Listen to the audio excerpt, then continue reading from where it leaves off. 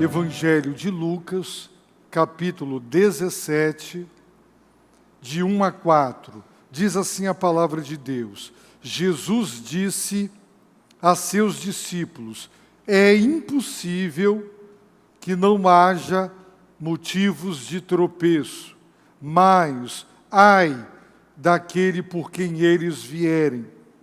Seria melhor que lhe pendurassem ao pescoço uma pedra de moinho e fosse jogado ao mar, em vez de fazer tropeçar um destes pequeninos. Tende cuidado de vós mesmos. Se teu irmão pecar, repreende-o. Se ele se arrepender, perdoa-lhe. Mas se pecar contra ti 7 vezes no dia, e 7 vezes vier a ti dizendo: estou arrependido, tu lhe perdoarás. De noite, se Deus quiser, consideraremos exatamente estes versos 3 e 4. Queridos irmãos, ao ler a palavra de Deus, nós encontraremos diversas vezes orientações assim: fortalecei-vos no Senhor. Fortalecei-vos no Senhor. Encontraremos vigiai. Encontraremos orai. Encontraremos estai alertas. Encontraremos não vos enganeis. Por quê? Porque tantas advertências, tantas exortações dessa natureza. Por quê? Porque, meus irmãos, é muito grave fazer outros pecarem. É muito grave tornar-se pedra de tropeço na vida de outras pessoas. É muito grave ser empecilho, obstáculo. É muito grave tornar-se um empecilho para que as pessoas creiam em Deus, busquem a Deus. E por isso, nós precisamos prestar muito atenção a estas exortações. Porque se nós não o fizermos, com certeza, de algum modo, de alguma maneira, consciente ou inconscientemente, nós prejudicaremos a vida espiritual das pessoas. E prestaremos contas com Deus, devido ao prejuízo, aos danos que causamos nas vidas das pessoas que conosco convivem e que sofrem o impacto do nosso testemunho. Assim, irmãos, nós precisamos dar ouvidos à palavra do Senhor. E eu começo chamando os irmãos a atenção para a primeira frase do versículo 3. Jesus disse: tende cuidado de vós mesmos. O verbo está no modo imperativo. Não é conselho. Não é apenas uma advertência. Não é uma orientação. É uma ordem. É um mandamento que deve ser obedecido. O tempo do verbo está no presente. Eu tenho repetidas vezes dito que na língua grega o tempo presente equivale ao gerúndio da nossa língua. Portanto, ele está dizendo: tende cuidado continuamente, ininterruptamente. Não parem de cuidar de vós mesmos. Não está na voz passiva. É tempo presente, é imperativo e é ativo para dizer: você é o sujeito, é o responsável, é aquele que tem a obrigação ininterrupta, contínua, de cuidar de si mesmo.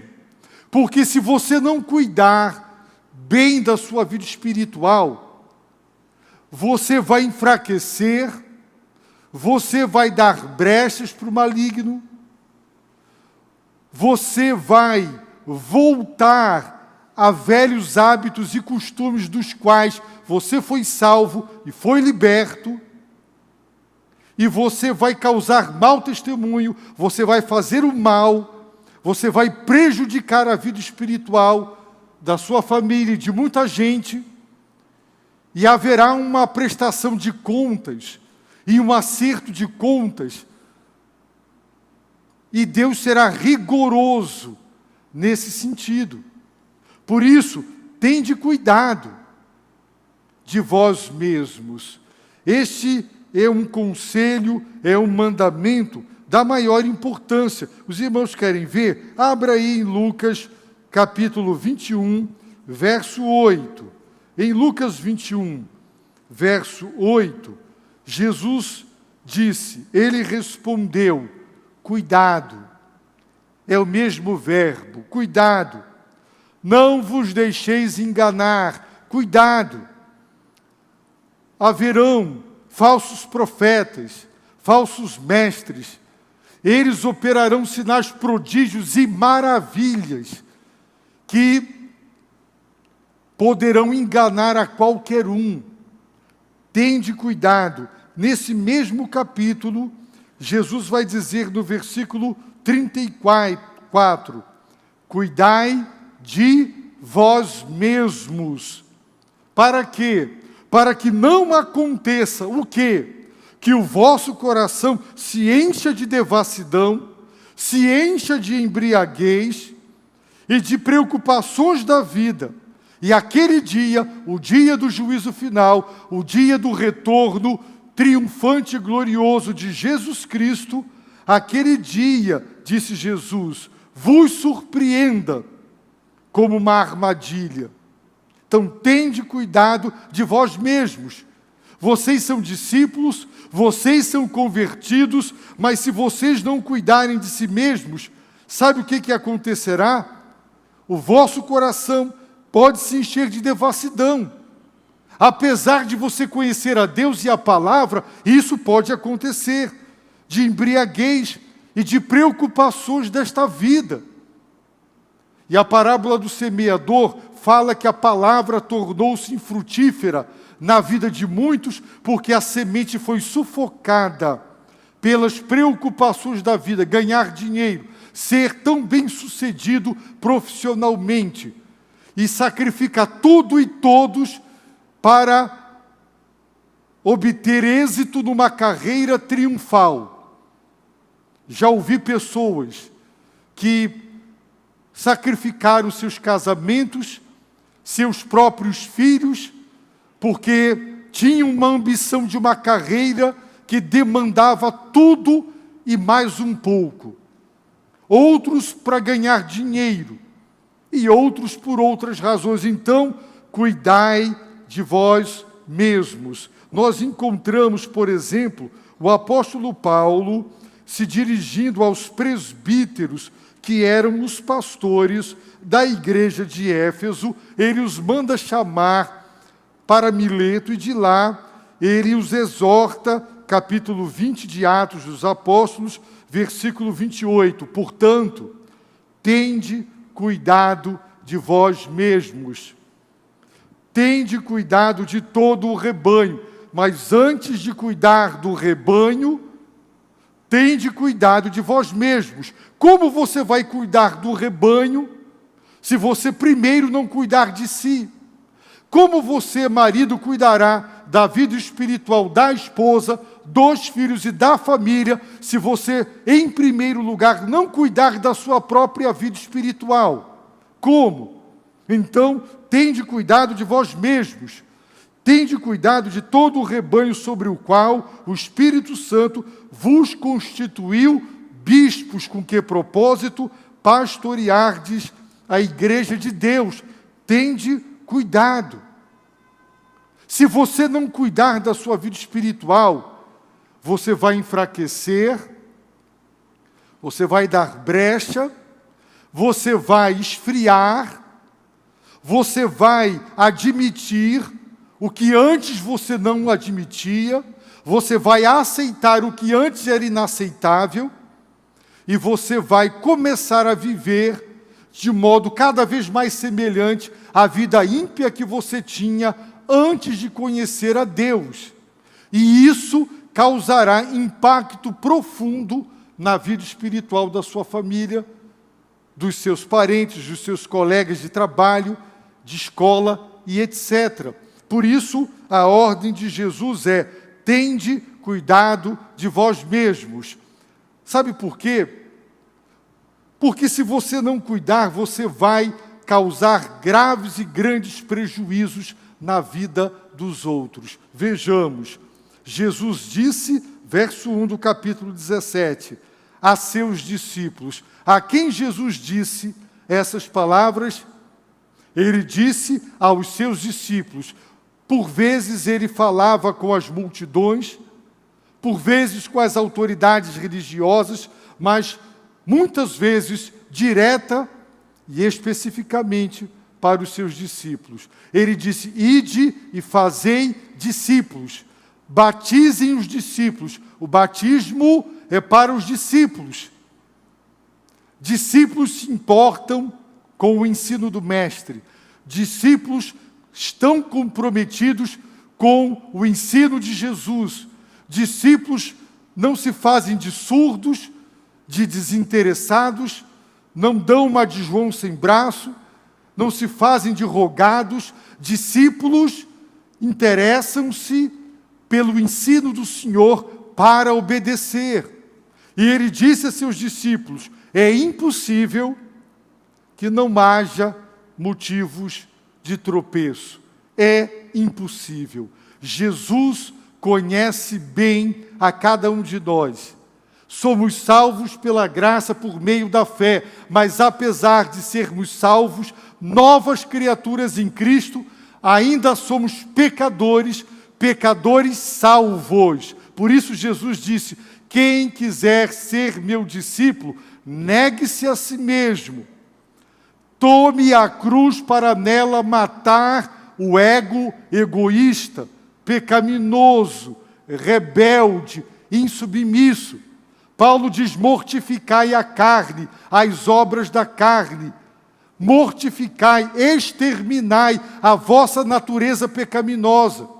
Andai no Espírito, e não satisfareis os desejos da natureza decaída que ainda temos, que só será removida e extraída de nós na glorificação, quando o Senhor consumar a obra da redenção.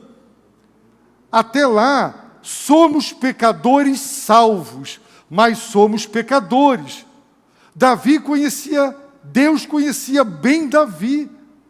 Ele disse: homem segundo o meu coração, ele fará toda a minha vontade. Mas houve um momento de ociosidade, um momento em que ele não vigiou, não orou e pecou gravemente, trouxe sobre outros consequências terríveis e sobre a sua descendência maldições de Deus. Maldições de Deus, porque você não é uma ilha. Você pensa que ao pecar você prejudica só a você? Ou aquele contra quem exatamente você pecou? Que os filhos, os nossos descendentes, eles não amargam as consequências da ira de Deus sobre a nossa vida? Cuidai de vós mesmos, porque é impossível que não haja motivos de tropeço. A palavra, literalmente, no grego é escândalo. E antigamente se traduzia escândalo. Mas para nós, escândalo, né, é algo... Eu estou escandalizado, é uma coisa terrível que acontece, que me deixa estupefato, de pelos arrepiados. Mas, literalmente, essa palavra no grego era a lingueta de um alçapão que era puxado para a armadilha capturar o animal. Depois, a palavra veio se tornar tudo aquilo que faz uma pessoa tropeçar, tudo aquilo que faz uma pessoa cair, tudo aquilo que faz uma pessoa desistir, empecilhos, impedimentos, tentações para o pecado. Jesus está dizendo, está alertando, olha, vocês são pecadores, pastores são pecadores e pecam, vocês são pecadores e pecam, é inevitável. Título não mantém ninguém de pé. 30, 50 anos de igreja, uma família tradicional, nada disso mantém ninguém de pé. Então, tende cuidado de vós mesmos, porque se vocês não cuidarem ininterruptamente, continuamente, de suas vidas espirituais, vocês voltarão para as corrupções do mundo, das quais o Senhor livrou. É como o cão que volta para o vômito, é como a porca lavada que volta para o lamaçal. Então, cuidem, zelem pela vida espiritual. Caso contrário, você colocará obstáculo na vida da sua esposa, dos seus filhos, e eles tropeçarão. Tropeçarão. Eu fui abordar um adolescente que não queria mais saber de Deus, de nada. Ele não aceitava aconselhamento, mas eu o encontrei. E eu disse, eu queria tanto conversar com você, me dê essa oportunidade. E ele disse, pastor, eu cansei de sair do culto na igreja dentro do carro, a minha família malhando você, falando mal de você. Eu cresci sem nenhum apreço por pastor. Minha família nunca me deu exemplo. Então, não tenho interesse nenhum em conversar com você. Olha a imagem que ele tinha do pastor, porque seus pais denegriram a imagem do pastor e não imaginavam que precisariam da ajuda do pastor para ajudar seu próprio filho. Mas como ajudar alguém de quem você tanto falou mal? Como? Não dá. Eles se tornaram pedra de tropeço na vida dos seus filhos. Eu já recebi adolescentes no gabinete que já me disseram, só estou esperando ter maioridade e poder não comparecer mais, eu não venho mais à igreja, eu venho obrigado. Eu estou aqui obrigado. A hora que eu não puder, eu não venho mais. Por quê? Porque isso é uma hipocrisia. E começam a falar daquilo que eles presenciaram, e viram, e tropeçaram, e caíram, por causa do mau exemplo. Irmãos, o mau exemplo é terrível. No seminário eu trabalhei e estudei, e depois fui professor e trabalhei ajudando na capelania, entrevistando os alunos do primeiro ano que chegavam, junto com outros pastores. Entrevistamos um jovem que tinha, assim, uma vida acadêmica brilhante, e ele foi para o seminário, mas muito novo. Chegou no seminário, ele começou a andar com os alunos de 4º ano, e eles estavam, sexta-feira de noite, indo para Mangueira, para Portela, para a escola de samba, e ele, vindo do interior, acostumado com, não é, uma igreja tradicional, crente não pula carnaval, crente não vai, e ele, influenciado por esses alunos do 4º ano, foi. Irmãos, ele enveredou por um caminho de degradação moral muito grande. Ele saiu do seminário, se tornou um modelo, era um rapaz de muito boa aparência, não é? Depois soubemos coisas muito tristes, o nível de degradação moral que ele chegou. Sabe por quê? Porque alguns alunos que quiseram flertar com o pecado, que depois foram consagrados e viraram pastor, mas naquele momento não vigiaram, não oraram, deram mau exemplo, só que naquela vida foi destruidor aquele mau exemplo. Tentei ajudar uma família, uma jovem de cidade do interior, da igreja para casa, da casa para a igreja, criada ali na beira dos pais, nunca tinha namorado, casou com um rapaz da cidade grande que a trouxe para a capital, e para dar um clima e um gás na vida sexual, ele começou a trazer vídeos pornográficos para dentro de casa, e aquela jovem que, criada num outro ambiente, foi ter contato com aquela podridão. Irmãos, para resumir a história, essa jovem se degradou moralmente, começou a adulterar, aquilo acabou com a vida espiritual dela, e quando tudo foi descoberto e veio à tona, ela ficou tão envergonhada que ela surtou e foi para o psiquiatra. Nunca mais foi uma jovem saudável, nunca mais ficou com graves problemas. Muitas vezes ela surtava, era internada, graças à influência de um marido que achou que poderia dar um gás na vida sexual, introduzindo pornografia dentro de casa. Irmãos, o nosso exemplo, as nossas atitudes podem destruir a pessoas que não têm estrutura, não têm condições espirituais e nem morais de ter contato com certas coisas, porque vai mergulhar de cabeça. Vai. Então, cuidado, zele, não dê brecha para o maligno na sua vida. Não pare de orar, porque você vai enfraquecer. Não tem jeito, pare de se alimentar. Pare de se alimentar. Um pastor amigo meu disse essa semana, arrombei a porta do banheiro, porque minha filha tomando banho, depois de tanto tempo a água caindo, chamamos, ela não atendeu, desmaiada dentro do box, porque queria emagrecer, aí ficou sem comer um bocado, enfraqueceu, emagreceu, mas também desmaiou. Fraqueza, não tem jeito.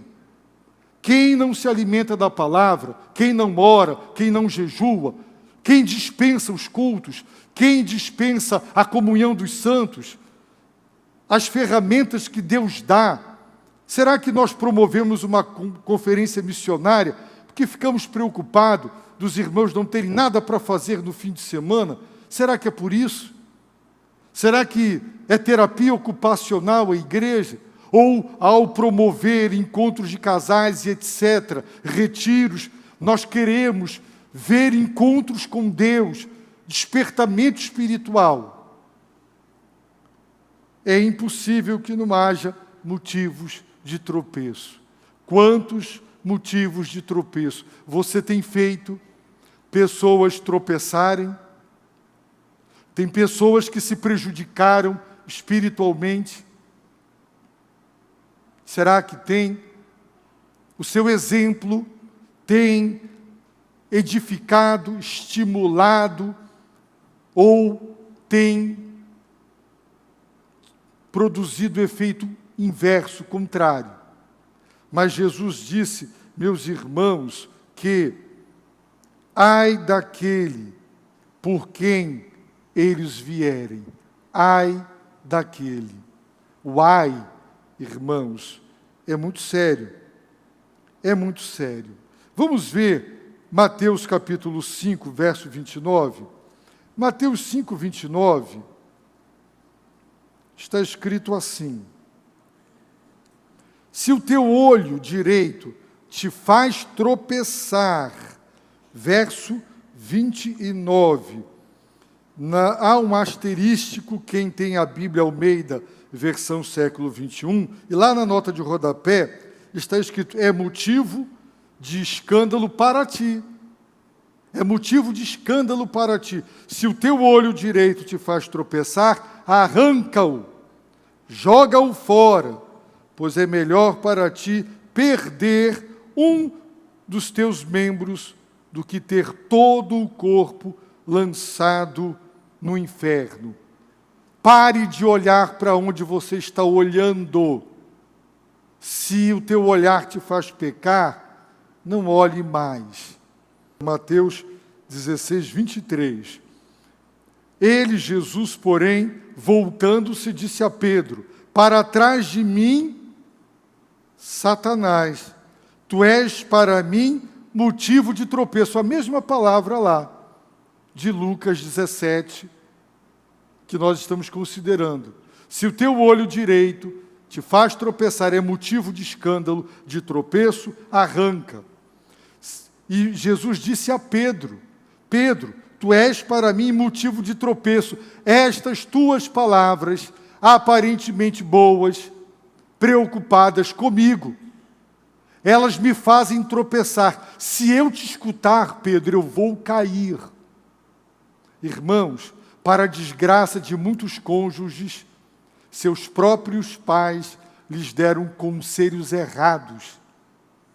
Existem pais que pensam que seus filhos continuam seus filhos. Quando um filho casa, se tornou uma só carne. Você não pode aconselhar seu filho e sua filha pensando nele, pensando nela. Agora é uma só carne. O conselho precisa mirar os dois. E tem pais que jogam o filho contra a nora. Tem pais que jogam a nora contra o filho, o esposo. A filha contra o esposo. Para a desgraça de muitos casamentos, existem pais que não são sábios. Você tem que se preparar para casar, mas tem que se preparar para ser sogro e sogra. Você já se preparou para ser sogro e sogra? Significa que você não perdeu um filho. Você ganhou uma filha, você ganhou um filho. Agora é uma só carne. Cuidado com o que você vai falar.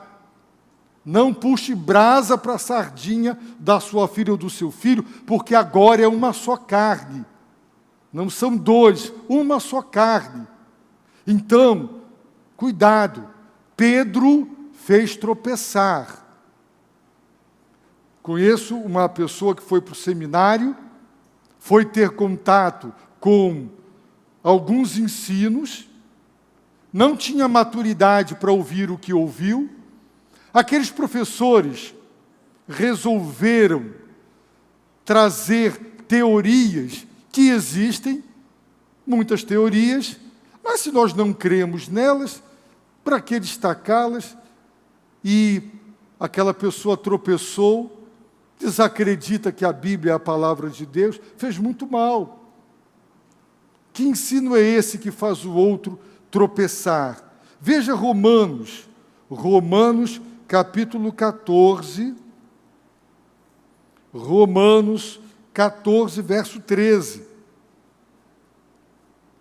Portanto, não nos julguemos mais uns aos outros, pelo contrário, tende como propósito não pôr pedra de tropeço ou obstáculo diante de vosso irmão. Tende como propósito o quê? Não pôr pedra de tropeço, nem coloque obstáculo diante do vosso irmão, porque ele vai tropeçar, ele vai cair. Então, tome cuidado. Romanos, vamos ver 1 Coríntios 10, 32. 1 Coríntios 10, 32. 1 Coríntios 10, 32. Não vos torneis motivo de tropeço, nem para judeus, nem para gregos, nem a igreja de Deus. Não vos torneis motivo de tropeço. Não faça ninguém tropeçar. Pense no que você vai falar, pense no que você vai fazer, zele pelo seu comportamento, pelo seu caráter, pelas suas atitudes, porque goste ou não, elas impactarão positivamente ou negativamente a vida dos que te rodeiam. Você não é neutro. O que você fala não é neutro, a sua conduta não é neutra. Acredite nisso, não é? E 1 João 2,10, 1 João 2,10, nós temos o apóstolo João dizendo exatamente assim: aquele que ama seu irmão permanece na luz e nele não há tropeço. Quem ama a Cristo, quem ama seu irmão, ele permanece na luz. Deus é luz, não há trevas em Deus. E quem ama, nele não há tropeço. Se eu amo meu irmão, eu não o faço tropeçar. Por isso, se ter contato com bebida alcoólica e outras tantas coisas faz alguém tropeçar, faz alguém cair, pare. Pare, por amor às pessoas, porque elas serão atingidas e poderão ser gravemente e irreversivelmente atingidas. E depois é difícil chorar pelo leite derramado. O nosso zelo com a adoração, zele, não aceite ficar em casa, não aceite faltar os cultos, não aceite. Zele pela vida espiritual, venha adorar. Zele para que os filhos cresçam aprendendo que, acima de tudo e de todos, adorar é o nosso maior privilégio, é o nosso dever, e que não há maior prazer. Traga a sua família para adorar a Deus com a mesma alegria e entusiasmo que você leva para ir ao cinema, ou para fazer uma linda viagem dos sonhos. Deixe seus filhos ver o prazer, a alegria, a empolgação que você fica quando amanhece o domingo, porque você virá adorar, porque isso causará impacto na vida dos seus filhos, da sua esposa, do seu marido, dos seus filhos.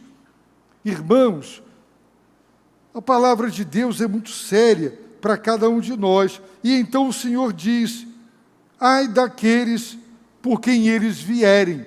Por que ai? É inevitável, porque haverá uma prestação de contas. Porque você é babá do seu irmão, porque você é guarda do seu irmão, porque nós somos responsáveis pelos outros.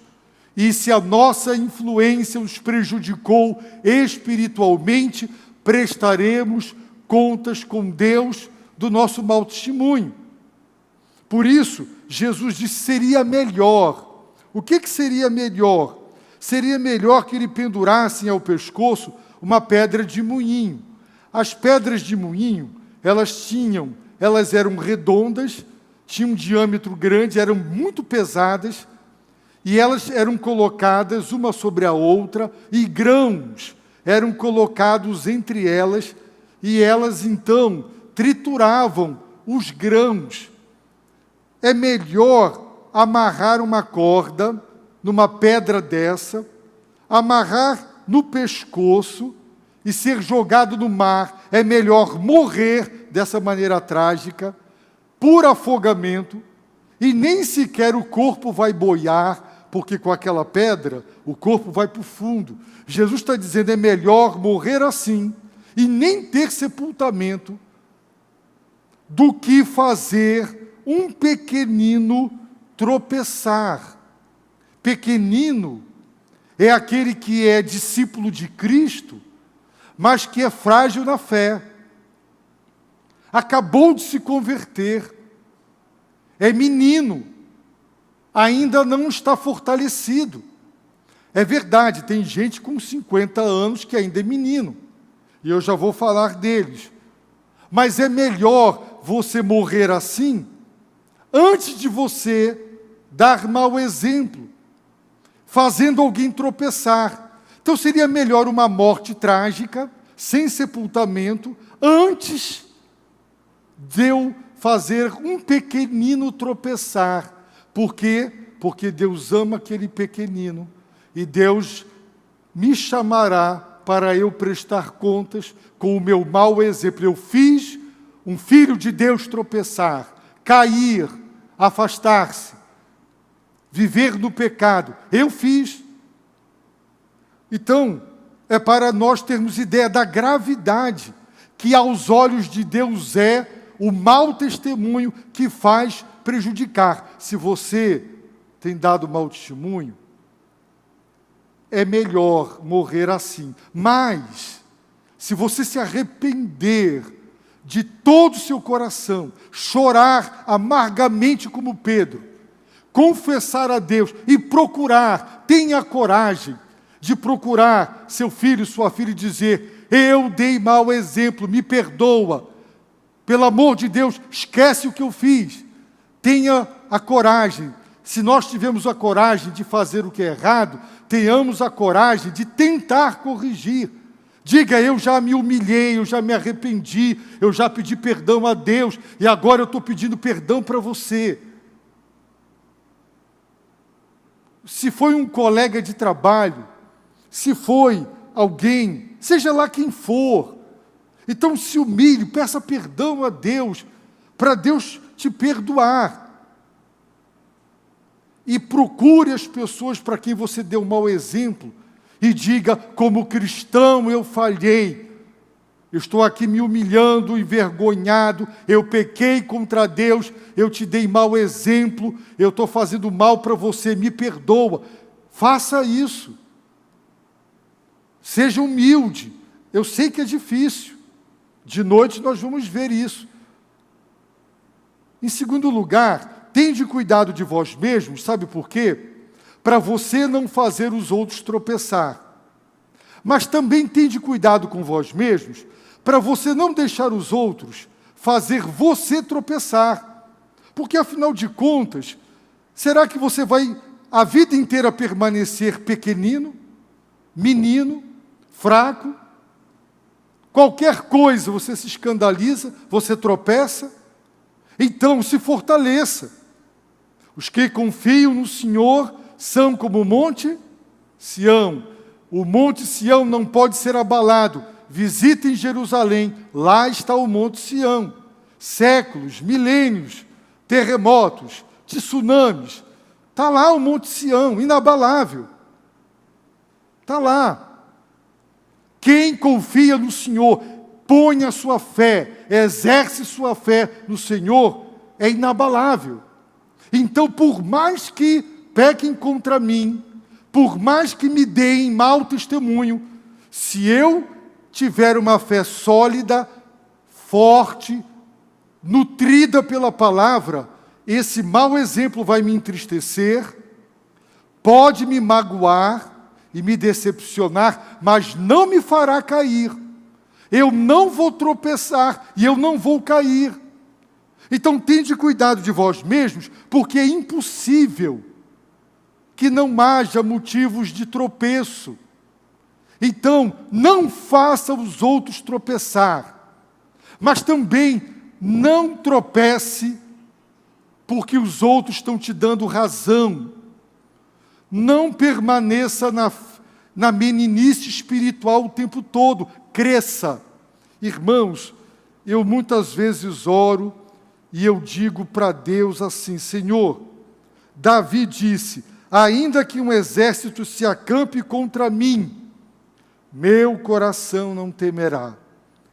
Ainda que a guerra se levante contra mim, ficarei confiante. Irmãos, sabe o que é um exército acampado ao redor de uma cidade, com sede de sangue? Eles querem entrar ali, não entraram por causa da muralha, mas cercaram. Eles vão entrar, matar, roubar e destruir, vão beber o seu sangue. Como não temer? Se uma guerra se levanta contra mim, como ficarei confiante? Davi era um homem de uma fé inabalável. Sua fé era tão firme, enraizada e forte, que ele declara: ainda que isso acontecesse, eu me conservarei confiante. Então, você pode ser um menino na fé, ter 30 anos de igreja, e ainda estar tropeçando nas mesmas coisas. Tudo o que acontece é motivo para você não querer mais orar, ler a Bíblia, mas vai permanecer assim o resto da vida? Complexo de vítima. Ai, eu não estou indo ao culto porque o pastor não me cumprimentou. Não é? Isso aconteceu. eu estava dando aula lá em cima na EBD, desci correndo porque o culto já tinha começado, eu ainda estava lá, tinha um bocado de gente, eu passei direto. Uai, eu não tinha tempo para cumprimentar ninguém. Aí, uma irmã diaconisa disse assim, já percebeu que fulano não está vindo mais à igreja? Eu digo sim, porque o senhor não cumprimentou. Ela foi visitar e soube. Irmãos, é gente, não era alguém recém-convertido, não. Pois quem quer ser menino, quem quer manter-se criancinha, vai ficar com estas besteiras. E vai dar brecha para o diabo. E a vida inteira vai ser isso. Mas você é chamado para crescer, para ser um homem de Deus, crescer à medida da estatura. Você tem que ficar da mesma altura de Jesus Cristo. Os filhos, dizem, pai, eu vou crescer, eu vou ficar da sua altura. Você tem que querer ficar da altura de Jesus, crescer, porque não importa se a pessoa que você mais admira na fé, ela cair, é óbvio, você vai ficar triste, é óbvio que você pode se decepcionar, mas você não vai cair porque o outro caiu, mas o pequenino cai porque o outro caiu. O pequenino tropeça e cai, porque ele é pequenino. Paulo trata disso lá na carta aos Romanos, os fracos. Nós que somos fortes, devemos suportar a fraqueza dos fracos. Gente, gostemos ou não, existem os fracos na fé. Eles tropeçam, mas você não tem que ser fraco da fé o resto da vida. Então cresça, amadureça, para que nada e ninguém consiga afetar você, afastar você de Deus, dos seus compromissos com o Senhor, com a obra, com a igreja. Eu concluo, disse Jesus a seus discípulos, é impossível, vai acontecer, gente. Não pensem, pastor não é impecável. As pessoas que você mais admira, gigantes espirituais, caíram. É impossível. Somos pecadores, salvos, mas somos pecadores. Então é impossível que não haja motivos de tropeço. Você terá motivos e razões para tropeçar e se espatifar, e se esborrachar. Mas fortaleça-se. Isso só vai acontecer se você for pequenino. Mas se você cresceu, não vai acontecer. Ai daquele por quem os motivos de tropeço vierem. Seria melhor morrer tragicamente e não ser sepultado do que fazer um pequenino na fé tropeçar e cair. Se agora o seu coração está triste, você diz, eu já fiz muita gente cair, repito, arrependa-se agora, reconheça, humilhe-se, procure as pessoas que foram afetadas, peça desculpa, peça perdão, diga, eu fui um mau exemplo,